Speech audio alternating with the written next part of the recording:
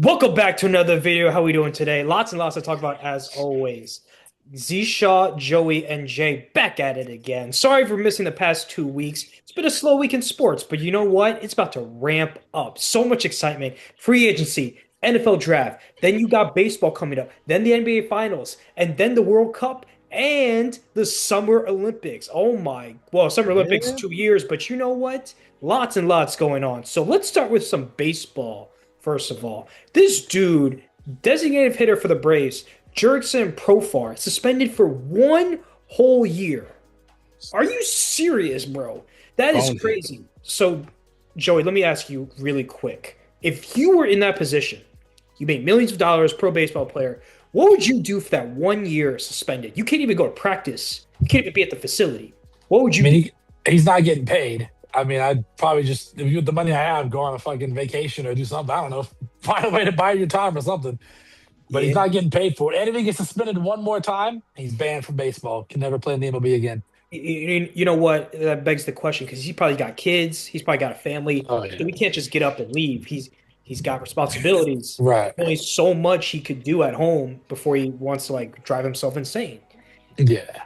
But Jay, what is going on? Why is there such a big scandal with steroids in baseball compared to other sports? It's crazy because steroids has been like a mainstay in baseball for a long time. You know what I'm saying? You go back to McGraw, you go back to Barry Bonds, you know what I'm saying? And then you would think that that would die down over time, but it seems like it's just maybe getting worse in a way. And it's strange because you would think that over time the regulations would be stricter and they would like, okay, this is a problem, but apparently guys just aren't learning their lesson. I just don't get it. If you had enough talent to make it to the MLB, then why would you go ahead and do something to ruin that, even though you have the talent? I mean, I understand you might want to be at your best, you might want to have the best season that you can, but just train hard and get in the gym and, make it happen rather than taking the easy way out, because you see what happens when you do that. Now, Joey, let me ask you this. So, are other athletes in other sports just better at hiding it, or baseball players just suck at getting caught? So, like, what is it? Because I swear, football players got a juice, but they're just not getting caught like baseball players are. I just think baseball just they just suck at hiding it. Like you're hitting a ball, you're gonna if you hit like 40 home runs in like a 20 game span, they're gonna test you. Like they're gonna figure out why you're hitting that many home runs in that short amount of time. Like they're just not good at hiding it, in my opinion. But this is his back. It did happen last year too. He missed half a season because he got popped for PEDs last year. Mm-hmm. So like I Yeah, don't it's know. like you don't learn, like stuck on Right, a like wrist. Like, you don't I learn the don't get first it. time. Like But let he's me just a let me bonehead the second time. let me ask this: is it a pot? I'm just throwing this out there. I'm not saying this is my take or this is true, but is it possible that maybe baseball players feel a little more pressure to enhance their performance because, like, for example, football, right? Like football requires like top to bottom, like complete conditioning, where these guys are building their bodies to like elite levels, right? Superhuman levels. But with baseball, I'm not saying they don't have any conditioning or training. Obviously, they do. It's a sport, and it requires a lot of running and strength. But like, I think it's fair to say the conditioning for football and baseball and even it's all different. So Yeah, maybe it's because maybe we don't see it as much in football because these guys are freaking like gym rats. All they do is go to the gym. yeah. All they do is, you know what I'm saying? So they don't need to do that. But baseball, maybe it's like, oh, dude, like I'm scrawny. I'm getting a little beer gut. You know what I'm saying? Maybe that's what it is. I don't know. There isn't that much cardio in baseball besides base running, but even then, like there are pinch runners for a reason. Okay, let's switch gears because we don't talk about baseball too much, but let's switch gears. We're gonna play this or that. Now, my theory is Sirianni. Everyone knows where my take on Sirianni is. He's a lame duck coach with a ring. Here But you go. we're gonna play this game with Joey and Jay. This or that. Would you rather take Sirianni or this coach? Let's start with you, Jay, because this is the Eagles coach. Oh, yeah, I'm ready. Would you rather take Sirianni or Kevin O'Connell right now? Kevin O'Connell, who's he coach for right now? Hold on. Minnesota, Minnesota. Okay. the Um, quarterback whisperer. yeah, no, I'm taking Sirianni any day, all day. Fuck that. All right, Joey. Okay, so overall wise, if we're talking about like accolades and stuff, you go Sirianni. But we're just talking about a coach and a person. I take O'Connell. Like Oh, he's the quarterback whisperer. He develops quarterbacks. He's good in the locker room with the players. Yeah, So I tell that mean, to tell that to JJ McCarthy.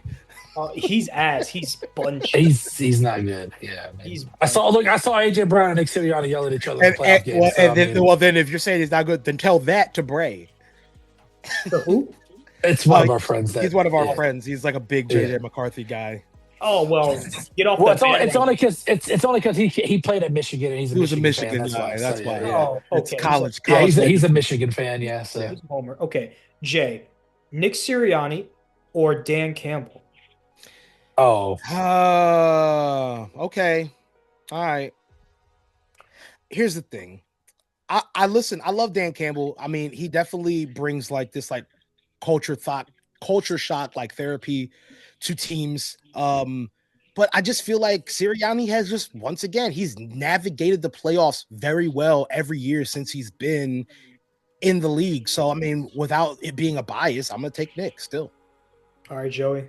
I have to go Nick Sirianni. Dan Campbell hasn't really done much to prove that he's a better coach as far as like being a better like leader to the players and all that. But again overall, Sirianni's been very successful, and I just got to go Sirianni for that one. Respectfully, obviously, you know me. I'll agree to disagree. Sirianni or Sirianni or Sean Payton? Oh, it's easy. This one's easy. Okay. Yeah, I mean, we'll go Sean Payton. I mean, this guy, I think that Sean Payton can be considered legend territory at this point. He led a really successful team back in the day. I just feel like even like with the ring and the whole nine and the playoff stuff, I think Sean Payton is definitely just one of the elite coaches in the NFL. So we're gonna go with Sean Payton. All right. Yeah, it's Sean Payton. It's not even close. Like he's a great head coach. Phenomenal. Yeah, he is a great. He is. Okay. Sirianni. I'm trying to trick you up, Jay. I'm trying to trick you up. You're not gonna be able to because I'm realistic. I can't. Oh, you're realistic? To an extent. Yes. To an extent. Who's a good coach? Oh, Mike McDonald. Mike not Mike McDaniel. McDaniel? Mike McDonald from the Mike McDonald from the Seattle. Seahawks. Oh, Yeah, the guy who just won a ring. Yeah. in his first year as the coach. Keep in mind. Yeah, you kind of got me there. You know what? I'm gonna still go Sirianni, and you want to know why? Because we're talking about a guy did it in his first year, but Sirianni did the same thing. Went to the playoffs his first year. I'm not saying he won a Super Bowl his first year, but he went to the playoffs first year, won a Super Bowl the next year, and has been in the playoffs ever since. It's very. I think I'm gonna just need to see more from McDonald, right? Like I think that if we have a year like that again next year, and then it's like this consistent playoff team, he made the Seahawks a consistent playoff team, we could definitely have that conversation, and I will even be inclined to say he's better. But as it stands right now, I'm going to take the veteran Nick Sirianni. All right, Joey. I hate to agree with Jay, but again, Sirianni, it's 1 year for McDonald. He did win a Super Bowl. Sirianni also won a Super Bowl. So if it's more consistent for McDonald, I'm leaning that way. But right now, it's got to be Sirianni. As much as I hate to say it, it's got to be Sirianni. Well, and it's not like open and close. Like I said, you see the same thing next year. Consistently perennial. You're gonna have that conversation. But right now, I still think Sirianni is a cornball. Keep in mind, I still think he's a cornball. Cornball, who just rides Howie's coattails. Okay. Oh my God. Let's go with Sirianni or Jim or John Harbaugh. Let's go with that. What? The Harbaugh brothers. What? Not That's together. Not fair, no, not together. No, hold on. Not together. But would you put Sirianni above either one of them? I'm gonna be real with you. If I love Sirianni, but if Jim, right? Jim just is with the Jim's Giants. Giants. Yeah. Jim's.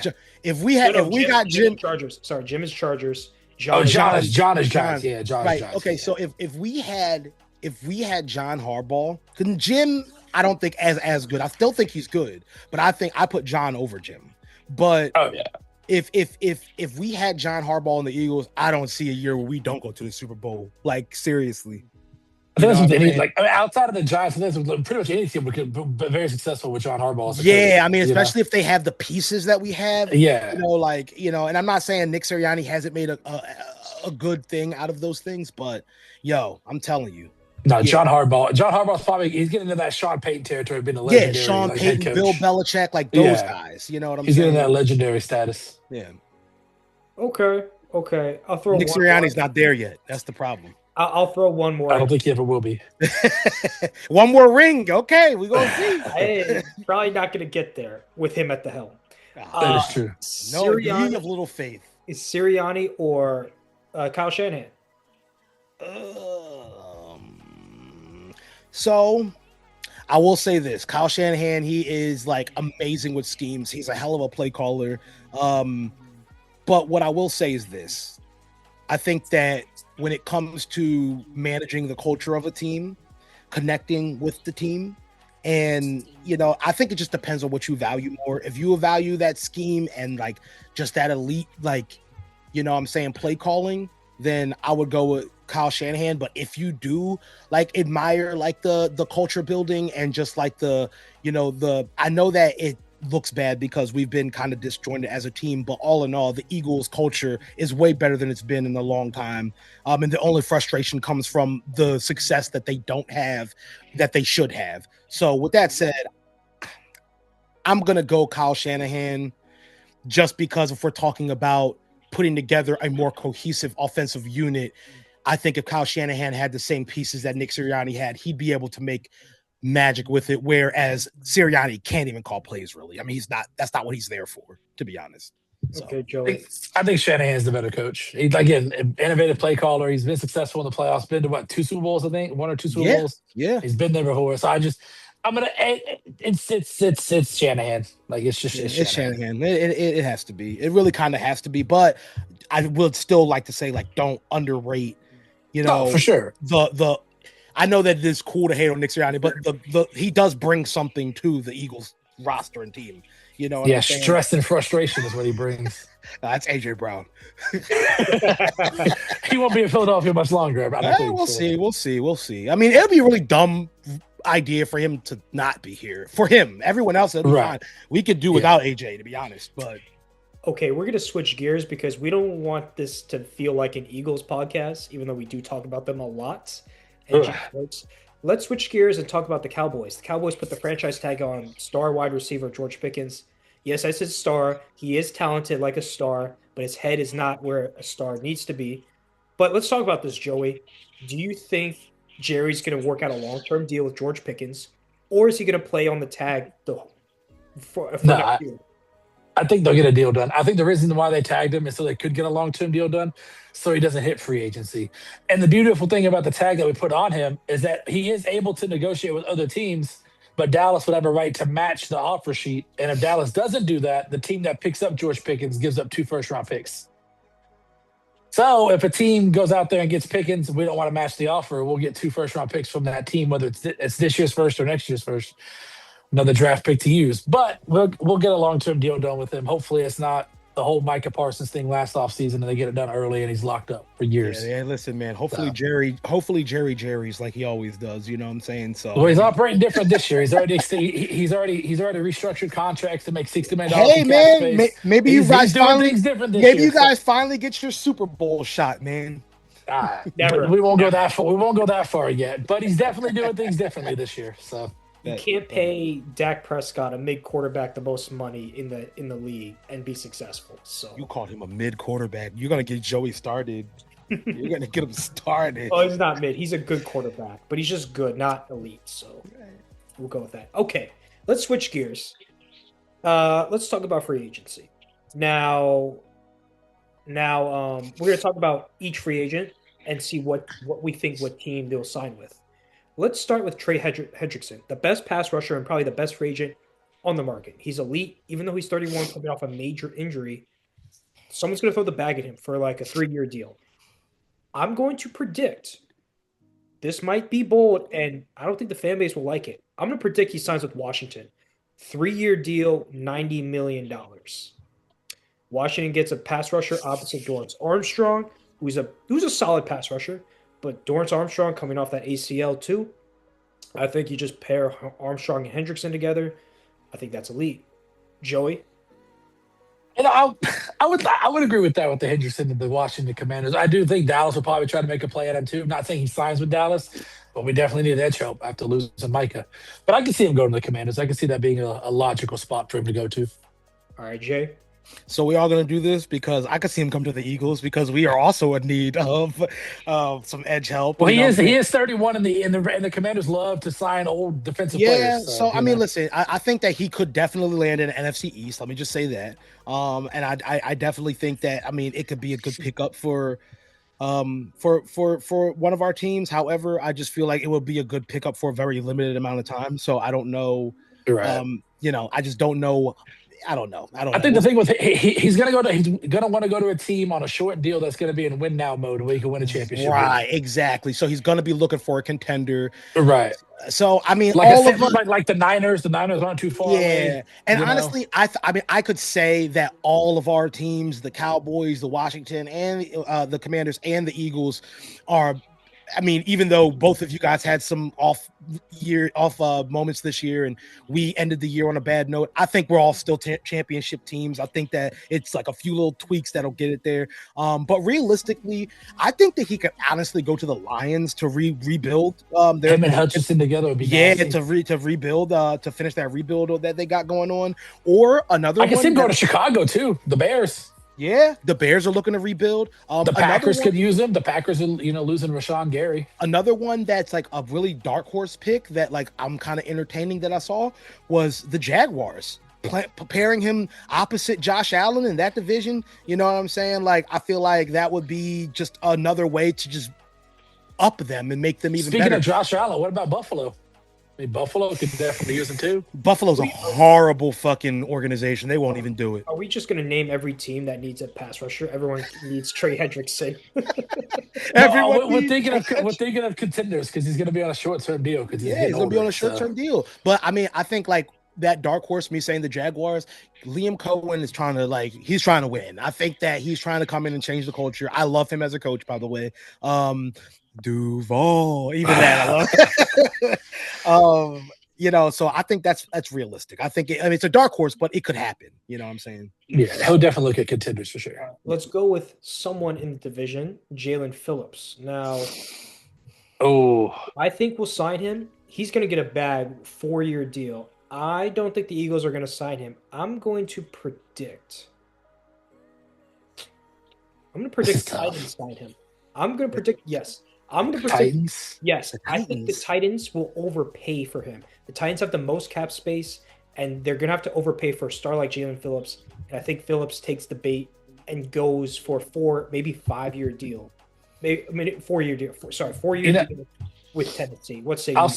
I'll see your Tennessee Titans, and I'll raise you a Carolina Panthers. Oh, I think he can sign with the Panthers. I could see that. That's another. Listen. Just before I answer this question, I mean, we have to look at the reality of the NFL right now. The reality of the NFL is that I think we're out of the age of the dynasty right now. I don't think the dynasty is dead for right now. I think that we are going to see probably a different Super Bowl champion like every year for the next like 5 years. I think that this is going to be, it's one of those things right now. So it's up for grabs. The crown's there. Who's going to grab it? But to answer your question, Jalen Phillips, I think realistically, you said the Bears earlier. I think he could actually land on the Bears. And if he doesn't, I just think the Eagles re-sign him because, we're always investing in the trenches. It's what we do. So if we don't re-sign him, we're going to be on the market for another one. I think I saw a graphic that had the Eagles entering free agency with like $963,000 of cap space right now. So y'all got to do some moving and shaking to get some money, hey man, leave it to my man Howie Rose. You know what I'm saying? Well, since we're back on the Eagles, let's talk about Dallas Goedert, who's going to hit free agency. He's out. He's gone. Who do you think will sign him, Jay? Will he re-sign with Philly? He's definitely. I don't think so. We were trying to trade Dallas last year, so I definitely don't think he's re-signing. Where he goes. I think about this. It's a long shot, and it's off the top of my head because I didn't really factor him into my notes. But I will say this: What if he goes to the Kansas City Chiefs to replace Travis Kelce? Interesting. Could happen. Could happen. You know, that'd be a I like very that one, interesting but play. I have two places in mind. The first one I would say is the Denver Broncos. They're not really set Mm, at tight end with Evan Ingram. You know, they're not really set there. The second one's kind of Evan a Ingram's kind of old anyway. because they have two tight ends already. But I'm going to go with the Patriots. You know, the Patriots could definitely use someone of Evan Ingram, Dallas Goddard status as in the tight end room there. So those are just the two teams I predict he could go to. Yeah, those are good. Those are good. I'm going to predict. I'm gonna go. I'm gonna throw this team at you, and it might sound wild. I'm gonna go with the Raiders. Now, hear me out. Holy fuck! Why? Brock Bowers. I know. Wait. Oh my god! Hold Don't on, do hold that to my guy. Why would you do that to him? Hold on. They're gonna get Mendoza, and every team is going more 12 personnel set now more days. They're always doing So- two tight end, yeah. So Yeah. So Is it your Jeff birthday? What the Bowers- fuck was that? I don't it's know. it's an effect on iPhones that can do that. Oh shit! So you pay Goddard, and you got Brock Bowers, and you run 12 personnel set, and lots of teams are doing it. Like the Bears are very successful at it. So I'm gonna say the Raiders to throw a bag at him. They got the cap space for it. So Yeah, they got the cap. They got plenty of that. I know it's wild. Okay, let's go. Tyler Linderbaum, the best center and probably the best interior O lineman on the market. I will predict the Commanders sign him. We just released Biotish. We're in need of a center. Linderbaum is in the DMV area. It's not a big move, and we can throw a bag at him. What say you guys? yeah, Commanders make the most sense, especially if you just got rid of Biotish, who was a former Cowboy. It makes the most sense for him to go to watch. I don't really know any of the center needy teams right now that off the top of my head I could think of, but Linderbaum probably makes the most sense to the Commanders. Well, also the Bears. Drew Dahlman retired. Oh, that's true. He could go to Chicago too. I wanted to talk about that later, which we will, but he's 27, just retired. So, And he just signed like a 3-year deal, I think, with the Bears too. So Jay, what say you? I mean, I personally think he stays put if possible. I mean, I think that the Ravens kind of need that up front, especially you still got Derrick Henry, you still got to protect Lamar. You know, if you guys want to, you know what I'm saying, make some splashes, I think you're going to have to keep that stout line intact if you're going to keep trying to, you know, make the playoffs. So if possible, I think he stays. If not, another dark horse, I think that he could go to the Jets.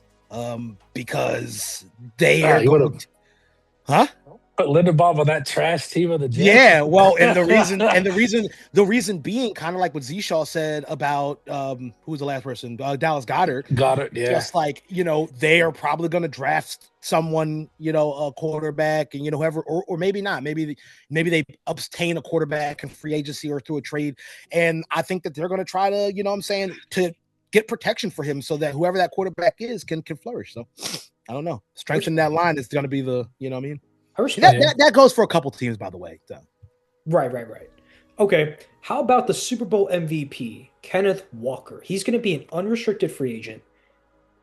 I think he's just going to re-sign with Seattle. I think he's going to test the market, and Seattle's going to match whatever offer, and they're going to re-sign him because Darnold's on a team-friendly deal. And lots of those pieces on defense are on cheap deals. Emil Wari, not Reek Woolen, Devin Witherspoon, I think. JSN still on his rookie deal ish. He's got to get extended, but I think K9 just goes back to Seattle. Yeah, before I answer, I don't remember the last time that a Super Bowl MVP became a free agent the year after winning. Crazy, right? The Super Bowl. Now, I'm not saying he's gonna. And if he does go somewhere, I could see, as much as I hate to say it, I could see him go to the Kansas City Chiefs. I think the Chiefs, with him, put him back there with Pacheco, let him be the starter, let him run crazy in Kansas City, or he just resigns with Seattle. But I can see him. I think Kansas City is probably the team that he ends up going to. I agree, but when's the last time a running back won Super Bowl MVP? It's been a minute. It's been a minute. Yeah, it's been a hot while. I mean, because it was really a testament of the fact that the Super Bowl was horrible and no one played well. Like, you know what I'm saying? He played well. He played well. He did play well. I'm not going to take take that away from him. He definitely played well, but like, that was a horrible Super Bowl. So, I mean, it's not saying much. But the last two have been bad. I mean, the All last right, two have been Jay, pretty where terrible. do you So. think he resigns? Who resigns? Stop.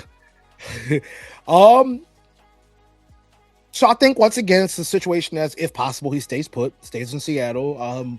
Because why the fuck would you get rid of that if you don't have to?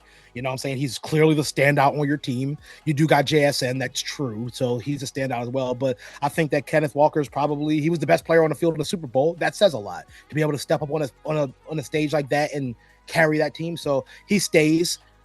Dark horse pick. Two of us are not going to like this. One will. I think Cowboys could work because why not? They wouldn't pay top. They wouldn't pay We top signed dollar. Javonte Williams. Yeah, but you guys need a 1-2 punch. I think that you guys have always done good with a 1-2 punch. You know what I'm saying? I mean, I And- wouldn't be mad about it at all, but I don't know. And I also didn't know you just signed. I forgot that you signed him. Yeah, but 3 year, $24 million deal, $8 million a year. That's yeah, a team-friendly deal right there. he's so. good. But do you think he's better than KW3? No, I don't think he's better than K9. No, not at all. No. Yeah. Okay. So there you go. How about, in my He's opinion, good, the though. best wide receiver on the market, Alec Pierce, 6'2" and is a burner, and he's going to be because the Colts put the tag on Daniel Jones. I think Alec Pierce. I'm going to say either the Raiders or Tennessee. They're going to overpay for him because Tennessee. those quarterbacks and rookie deals have the money to spend. And let's see if he can be a number one. I think he's a solid number two, but he's probably not going to be more than that. But he will get paid wide receiver one money. You guys? I mean, I originally said the Chiefs because I feel like the Chiefs just need something. Like he's a vertical threat who needs a quarterback that trusts the 50-50 ball.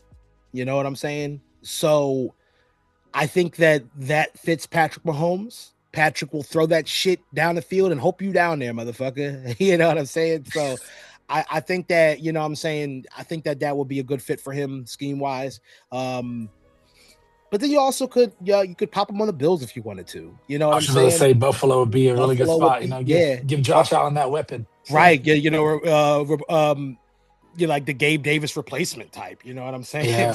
So, let's see. Okay, how about tight end 2 on the Ravens, Isaiah Likely? I think this dude is a stud, and I think he's I about like to break Isaiah out Likely. on whatever team he signs with. Gosh, this is kind of tough. Who kind of needs a tight end?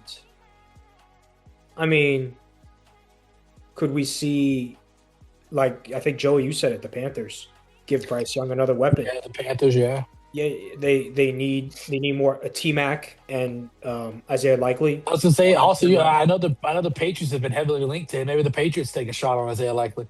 Yeah, I can see that. Yeah, With I the big can't, rookie I contract. can't see like these two teams that like just experienced massive success this past year. You're like, not making moves. So I could definitely see the Patriots investing in him. Wait, are you saying it's not likely, Pat, that a team makes a move on him?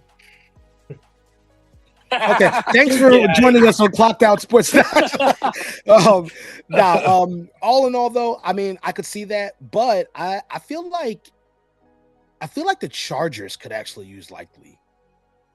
They need Right? another Yeah, weapon. they do need a new tight end. Yeah. They need another tight end.